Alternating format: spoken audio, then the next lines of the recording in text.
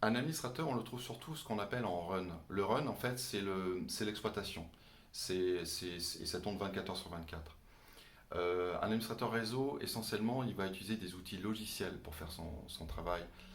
Et parfois du matériel aussi, bien sûr, mais c'est surtout du logiciel qu'il va utiliser. Donc il a beaucoup d'outils comme ça.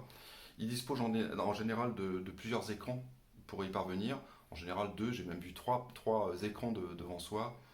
Et qu'est-ce qu'il va faire? Essentiellement, il va gérer les modifications du réseau, il va gérer les pannes, bien sûr, hein, donc ce qu'on appelle en anglais le troubleshooting. Il va faire tout ça.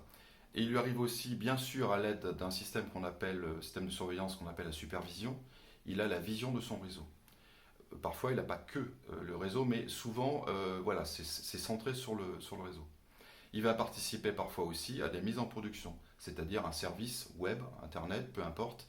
Il va y avoir besoin de réseau et on va solliciter un administrateur réseau pour vérifier que tout est bon, que tout le travail préparatoire a bien été fait, etc. Voilà. Donc c'est essentiellement un travail sédentaire que l'on peut faire à distance. Aujourd'hui, il y a beaucoup de postes comme ça qui sont à pourvoir aussi à distance, en remote, en télétravail.